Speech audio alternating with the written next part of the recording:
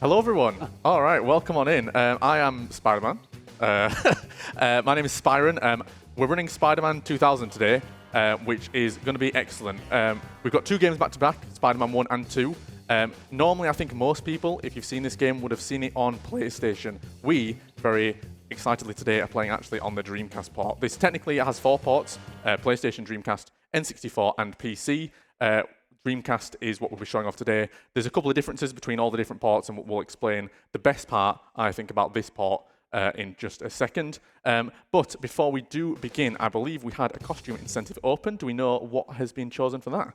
Absolutely. So the costume that has won is not Spider-Man, that is at $0. It's not Ben Reilly, that's at $0.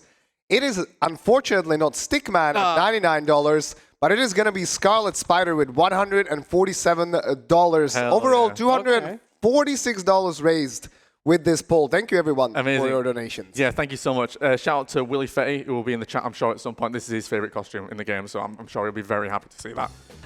So the concept of the game, most levels are just get from point A to point B. Sometimes there's some objectives in between as well, but we'll explain most of it as we go along. Time starts when we select difficulty. So we'll begin in 3, 2, 1, go. And we're off. So, Dessa, I guess, do you want to just introduce yourself properly and then just tell us a little bit about how this game kind of rolls from the beginning? I don't know who Dessa is. I'm amazing back. Of course, sorry. I've just leaked your identity. I'm so sorry. I can't believe you've done that. So, anyway, we're in Spider-Man. There's basically just a very level-based game. Even if you play through the game casually, you unlock those levels gradually. And our main part is going to be that we're going to be able to swing, obviously. We're Spider-Man. Of course. And with swing being our best method, we obviously want to swing fast. And we can kind of cancel the end lag of the swing, the latter half of it, by just dropping down and reinitiating our swing. You're going to be seeing that every now and again being done here. And if we have to scale pretty high buildings, what we do is we don't really climb them up like Spider-Man usually do. We usually just go into first-person kind of mode and swing up like we did right here. Exactly. So Spider-Man also, as part of his moveset, has 4 web abilities, I guess. Web Dome and Web Ball were the 2 you just saw there. We've also got Web Pull, as well as Web Gloves, which we'll be using when it comes to boss fights. Exclusive to this game and Enter Electro as well. I don't know if anyone enjoys different Spider-Man powers. One of my favorite Spider-Man powers, I don't know about you, Dessa, is the ability just to jump through walls. Why not? Yeah, we can do that. So we're through this wall now, which deloads a lot of this level. The objective with this level is to save hostages. There's one just in the void here, which I'm trying to locate. There he is. Thank you for saving me. You're welcome. You're welcome, hostage. So we fly through this level. There's some people there as well that we take out, the bank robbers. But essentially, this just allows us to navigate through this level a lot faster than we would casually, where there's walls, obviously, that would be blocking us normally. So we just fly through that level. It's incredible. If you enjoy skips like that, you're going to love this game. This game is filled to the brim from start to finish with all kinds of skips, some harder, some easy, and some bigger. That one just now was really big. You saw there were 5 hostages we were supposed to rescue. The first one we rescued by just jumping around in the void. The second one we... he did drop in. And the second we rescued by Spider-Man, hello. Oh my God. Yo, the real Spider-Man. It's Spider-Man. Oh, dude, huge fan. Hey, no Hey, way. what's going on, Spider-Man? Hey, what's going on, Spider-Man? Oh, dude. Oh, Spider-Man? Oh, Spider-Man, hello. Wow. So, yeah, you just kind of saw us clip through a wall there, a door, which essentially just deloads this bomb vault door, this bank vault door, which allows us to throw the bomb in. We hit a button. Normally, that casually would open a door and then close the door, that door that you see there now, but that door doesn't exist until the cutscene. So that's cool. We just throw the bomb in. And we save the day. I guess, quick recap on the story of this game so far is Spider-Man's been framed for a crime he did not commit, and we're trying to figure that all out in and amongst other things going on. But Spider-Man, do you want to kind of introduce yourself as if you just appeared? Of course. So I'm Spider-Man. You may know me from Spider-Man fame, including this game even. So my secret identity is Shemp. Hi. You may have seen me from Sonic maybe 2 minutes ago. Oh, yeah. Yeah, kind of insane, right? But have you already gone through the differences between the Dreamcast and the PS1 version? No, we haven't. Yeah, so if you want to cover that now, that'd be perfect. Okay, so last year I ran this game on the PS1, which is the one that everyone runs just because it's more accessible. The Dreamcast version is kind of preferred in terms of performance because it actually runs. If you watched my run last year, you saw that the average frame was at least 2. Yes. So with this game, it is... are you playing the PAL copy, right? Yes, okay, correct. so, yeah. And if I'm not mistaken, the PAL copy on the Dreamcast, for some reason, runs at 60 frames. It absolutely does. Which is insane. Because if you try to run the PC version at 60 frames, the speed gets doubled. So this is the only way to play the game at 60 frames like natively without any sort of like major issue. And also the game just looks better. Like the Dreamcast is just more powerful hardware. Right there, Spyran was trying to go for a one-cycle Scorpion. What? There it is. Oh, wait, you did get it. Oh Yeah, my we God. did get it. Okay, never mind. Nice. Or like the last frame before John. Yeah, literally just. So as you can see, he was trying to go for the thing that he just got. So what we're trying to do there is we're trying to like beat Scorpion before Jameson goes into the next section, because that's a long cutscene you have to watch, and then go beat him in the other section. Yeah, exactly. It just saves a lot of time. Because that cutscene is unskippable, we try and beat him in that first room. If you don't do that, then yeah, generally that's where everyone's reset. If you're running this properly, you'll be resetting there, which is kind of nice because it's nice and early in the run. You don't lose too much time, but we managed to do it, so that's sick. Yeah, it's like 4 minutes in, so. Are you going to be going for the proxy in this section, or does that work here?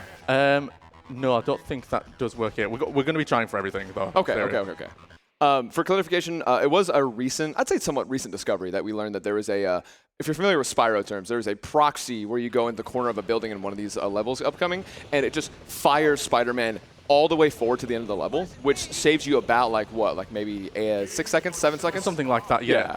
If you've ever watched anyone stream this game, I think most people tend to call it the teleparker. And so, yeah, we can only do that, it seems, currently on the PlayStation version.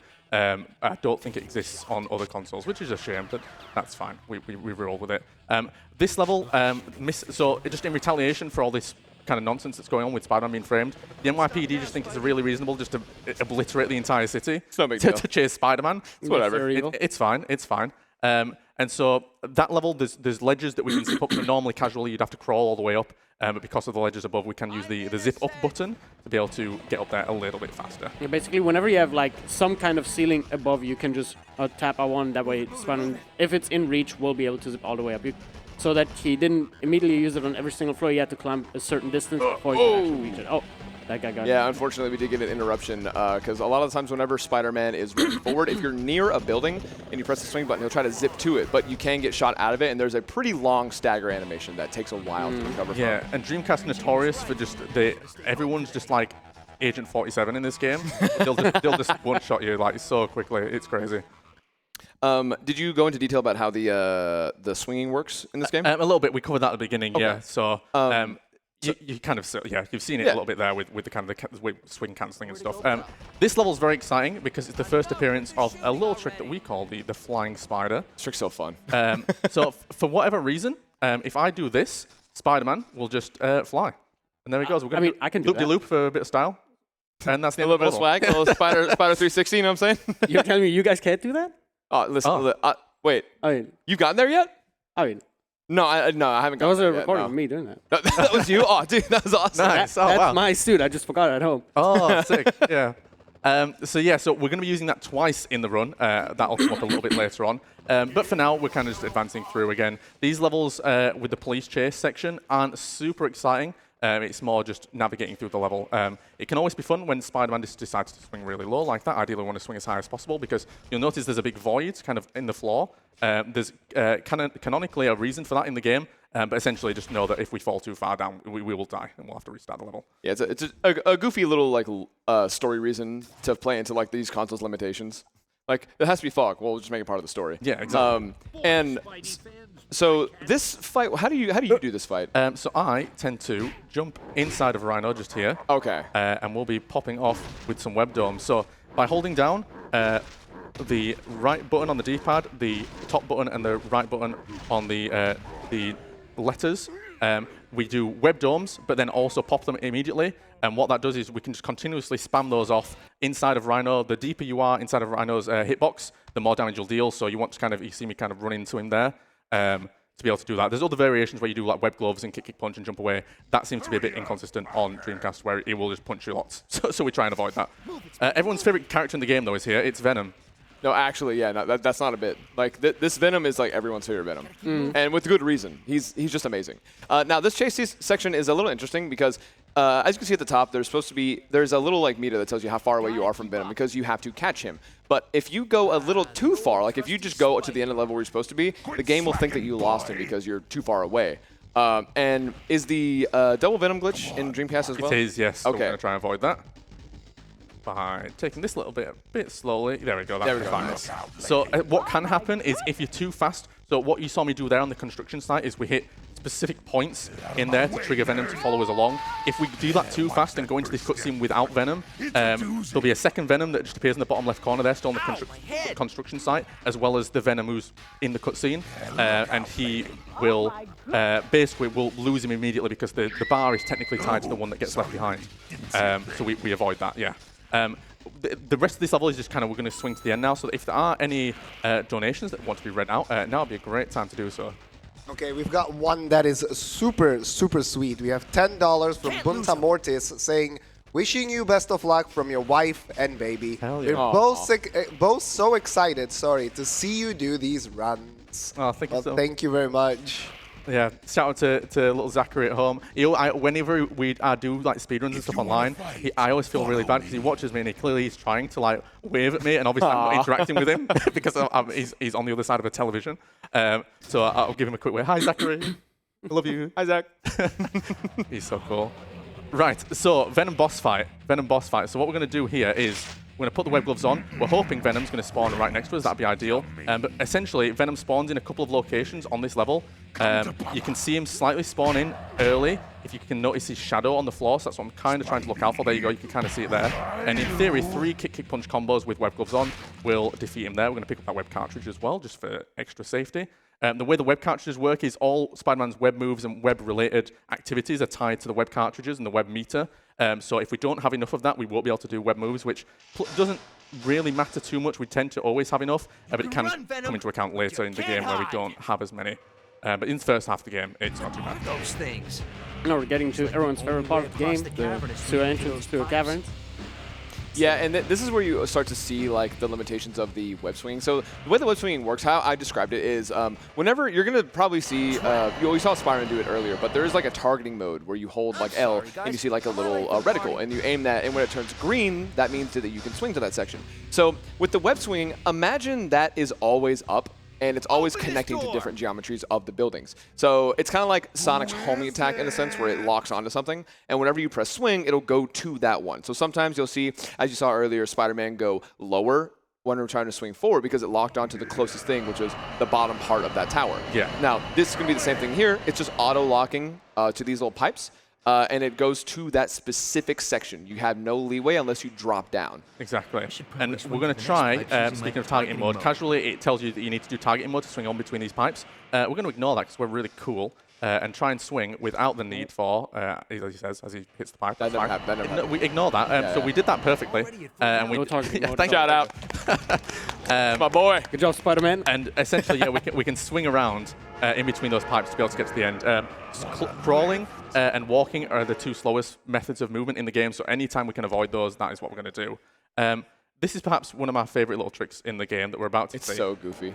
So all I'm going to do is I'm going to come stand on this little lower bit of platform here. I'm going to kind of shuffle to the edge. I'm going to wait here for a lizard to appear. Hello, Mr. Lizard. I'm going to jump, and suddenly I'm inside the lizard. I can put the controller down. I can go to sleep for 5 minutes. All right, so we call this the donation train. So any donations you want to read?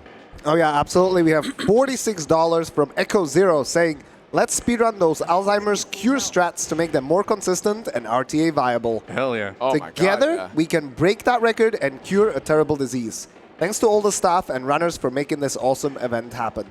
Well, thanks to you, Echo Zero, for the generous $46 donation. Of course, this also means that the ESA Summer 2025 event shirt was redeemed. Nice. Anyone can redeem these if you donate $46 or more dollars. And it is also contributing to the target of the Flash Games Gauntlet 2, which we will see an extra impossible quiz by Dunsta if we meet the target. And it is also contributing to the poll for the next run by Spyran, coming up right after this one. I was just saying. Which is the costume select. It goes towards Amazing Bagman. Oh, that's Yeah, that's him. That's this guy. There he is. Oh, dude. Oh, huge fan, by the way. Oh, dude, thanks. Which does put Amazing Bagman into the lead at $64 right now. Bro. Excellent. Please, yeah, that would be excellent. Any of those costumes I think are really good. Entra Electro has a great selection of costumes. There's way more than just the 4 that I've given for the incentive. It's wild. And the good thing is now we've changed the rules slightly in the speedrun for the second game, wherein because there's a create a spider mode where you can choose not only the costume but the powers. As long as you just knock all the powers off, you can choose the costume and you can run in any costume you like for any percent, which normally prior to that we didn't allow any to run the default costume. So it's a bit nice now. You get a bit more kind of expression in how you run the game. So we're approaching the end, you can see, of the train track now. The level will end once we reach roughly the end, barring a couple of seconds afterwards. On other platforms, you can actually try and defeat the lizards, and at a certain point towards this point, they'll just stop spawning and the level can end slightly quicker. I actually just genuinely can't remember if you can do that on Dreamcast. I don't think there's any point anyway, because you see the level ended quite fast anyway, even before it reaches the end of the track. But that was the calm before the storm, essentially. Every point after this now, every level after this, we've got a skip coming. So prepare yourselves. Lock in for that. Yeah, there's definitely like a level, like a difficulty spike in this run. And this is like immediately where it starts. Oh, yeah. Nearly for the swag point. So now we get to go for the normal route. So you see the wall right there, like we don't really care about that all too much. We can just zip right past because there's a tiny little Scared me so bad. Oh my god. Water on the PlayStation version is terrifying because even like his pinky toe touches it, you game over. Every other console is way more lenient for whatever reason. Again, this is another quite short level. Normally, there's buttons you're going to press. We ignore the buttons. We just go through this wall. Yeah, slightly different than the PS1 version because you just go on the other side of the wall and basically do the same thing. Exactly. There's Venom, and then we're going to chase him along this tunnel here filled with water. So again, much scarier on the PlayStation version where if you touch the water, you will die. We have a bit more leniency, though, with the the Dreamcast version. Oh my god. Bro, you're like fully submerged. What do you That's not a mean? bit. You're just waterboarding him, too. Yeah. You can do that? Yeah. Feel kind of bad, but it is true. We're trying to get these roof zips where we're trying to press the swing button as we fall, but if we don't land the swing, we've got to zip back up to the roof. So you've got to be quite quick. As lenient as Dreamcast is, you will still die if you touch the water for too long. But here's when I said that there was another flying spider moment. Here it is. We're going to fly over here, up over this wall, because we hate walls. And there's the end level. It's as simple as that. Nice one, nice one. Oh, this run's awesome. It's like kind of tricky to get the hang of it, but once you actually get that, it's really cool to perform because you skip a really big portion of that. Yeah, exactly. All right, moment of silence. This is a really hard puzzle. Yeah, really we need to tricky. lock in real fast. Hold on. Oh, wow. Oh my god. Wow. Dude, that was insane. Mastermind. Oh, Yeah. okay. I was worried for a minute. Oh, gosh. Well, I'm glad we got through that. Yeah, it's quite scary. So there's two buttons there that you have to press to open all the doors. You can trigger them both at the same time by firing a web ball at one and then turning around and webbing the other. And that just it means we don't have to see two cutscenes, one per button press, which makes it nice and nice and quick. This is Lizard Maze. So technically you can go and find the lizard. He is in this maze. We're not going to find him though, because he is on the opposite direction of where we want to go. I'm going to try and do some roof sips here, but it isn't like we're going to get it. And hey, look. Oh wow! Hey, look! It's the costume you guys. He's back. That's crazy. Wait, we haven't seen it in like 10 minutes. Yeah. So there's normally a very long and kind of boring maze that we've got to crawl through. We don't like that, and so we're going to go through this wall to just kind of bypass 80% of this level. We're then also going to further bypass the end of the game. I just nearly died. That's fine. We can ignore that. By clipping through another wall, and all this does here is skip the cutscene at the end of the game. At the end of that level, sorry. See, Dreamcast also has another benefit of having a longer render distance, because on PS1, you kind of have to go in blind if you want to do it fast. Yeah. You just can't be like, oh, this general area. Yeah, sometimes you just can't see that at all. There's Mary Jane. So the point of this whole Venom chase section was that Venom, thinking that you are the bad guy who stole the thing at the beginning, just kidnapped your wife and thought that was reasonable, and you've chased him now to the sewers to find him. Venom spawns in one of 4 locations, and we didn't put them all there. That's wild. That's a really tough spawn right there. Ideally, we want him to spawn in the lower bits, so ideally right in front of wherever we're standing, or opposite us. Where is he over? He's up here this time. He's going to follow us. Yeah, and if you don't get to him fast enough, he'll do some sort of grapple and then leave immediately. So that's another thing you have to look out for whenever you go into these fights. You want to be right up on him so you can just get him done with like right away. Exactly. There he is. So you can see his shadow spawn in. So this is ideal. We do kick, punch again to beat him up. We should only need to do this 3 times. Oh, now he's playing nice. Oh, hey. Cheers. Okay. Thanks, dude. He felt bad. Yeah. Felt bad for the first one, yeah. He's like, it's a marathon, dude. I don't want to. And then he's opposite. Right, let's see if we can get him to jump. So if we stand in a good position here, in theory, he's going to jump over to us. Yeah, nice guy. Oh, okay. Nice. I usually go for just like web balls, but like I'm trying to conserve like webs. I understand that. Yeah. So you can just shoot 2 web balls at him, and that does just about the same amount of damage, just slightly less. So if you want to do it faster, ideally you get the 3 kick, punch combos, or 2 and 1 web ball combo. But it's fine. We did that. That was more than fine. So, Symbiote-infested Bugle. Oh my god. This is rough because there's a symbiote chasing you. We've got to do this quickly. We file ourselves under S for skip to go under the floor here. And that, again, similar to the hostage situation, will just deload like 80% of the level, which means we can just jump to the end of the level tree. That is a lot harder than it looks. Oh my lord, that was awesome. That was so good. First try. First try as well. And speaking of first try, we're going to try and nail this as well. So this is an elevator. We don't like those. They're slow, so we're going to go through the wall. We're going to fall down to here, and I'm hoping to jump again to the end of the level trigger, which Oh, dude, yeah! Let's go. That one's much harder, I think, even than the previous one. Yeah, that one, because it's just completely blind, you can kind of get a visual of it as you're coming towards it, but obviously going very fast. That little kind of like light that's hanging from the invisible ceiling. But yeah, you've got to be quite careful on that one, because you'll just miss it and then you've got to start the level again. And for anyone wondering, I know we've mentioned it a lot, like Dreamcast and PlayStation version. Like the run is more or less almost the exact same. Like account for like just a couple of different tricks, but the route is pretty similar. So anything you're seeing here, if you're interested and the PS1 version is more accessible to you, which it probably is, you can apply a lot of these tricks to there, or join the community Discord server where we adore teaching people how to play this game. Absolutely. Yeah, there's a lot of tricks that you can. I guess the fun thing and the easy thing about it is because there's so many skips, you can kind of just take them at your own pace, add them in, and take them out as you want to. Speaking of skips, we're going to skip through that door as it closes. We're going to try and swing around here, the outside of the wall then. Zip under here to keep the level deloaded, which it has done. We're going to then swing over to here, and there's a bit of a wall here. We're going to jump around. Nice. And that is the end of that level. Nice. Very nice. That's what tripped me up on my run last year. Yeah, it's... Bro, I'm not worried anymore. I'm just like, bro, Yeah, okay, you got, no, you're chill, dude. No, you're good. I don't care. You're good. You can judge him. So this is Mysterio. So it turns out Mysterio is the one who was impersonating us, and that's why we're here fighting Mysterio now. But he's huge. So we're gonna blow these like glowing conduits off his body. That's the first phase of the game. If we stand just up here, you can see he goes for that grab. But because we're stood right on the edge for whatever reason, our hitbox just doesn't trigger and it doesn't collide with whatever his kind of grab hitbox is there. So we can just fire web balls. Yeah, Magneto doesn't have like not Magneto, sorry. That's different. Sorry, I'm thinking, sorry. There's no like a dynamic animation. It's just one set animation. And if you're in that animation, that's it. As long as you just not be in that path, you're good. All done. So we're approaching kind of the back half of the game now, and really this is the last like major skip. And it's a bit of a wild one because we're going to jump blind again into an end of level trigger.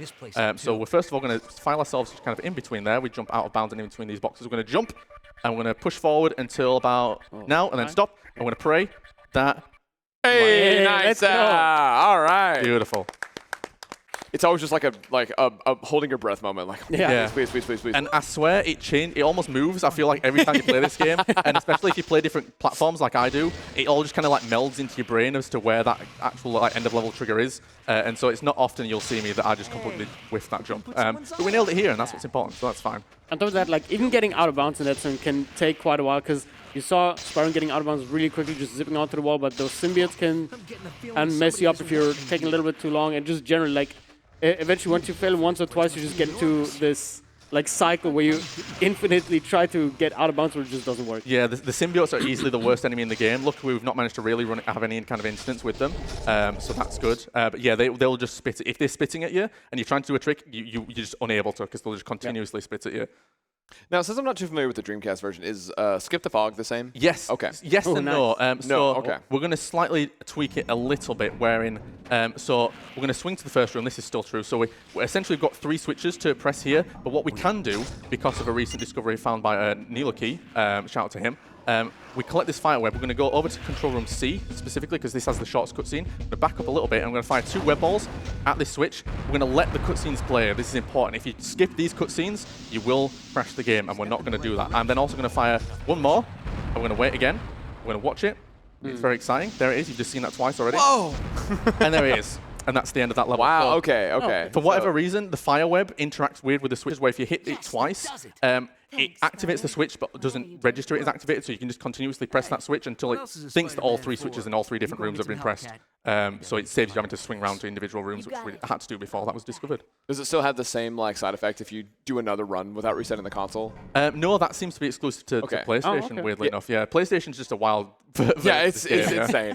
If you do that version of the skip on the PlayStation and then you restart the game without restarting the console, none of the cutscenes play. A lot of things are broken, and eventually it'll just crash. Yeah, which is great. We've managed to avoid that though so far. So this is Doc Trox Plus. We're in a kind of spree of 3 final levels now, and they're they're all boss fights. Technically, the last one's not quite a boss fight, but we've got Dr. Octopus here to defeat first. He's the kind of mastermind behind the game's plot. We can't attack him until these 4 switches have fallen to the floor and we've hit them all, but we can finish him off, in theory, in one cycle, which is what we're going to try and attempt to do here. So I'm going to line myself up, wait for this switch to fall. I'm going to wait for him to finish an attack animation. I'm going to hit the switch, web gloves on, kick, punch, kick, punch, web done. No!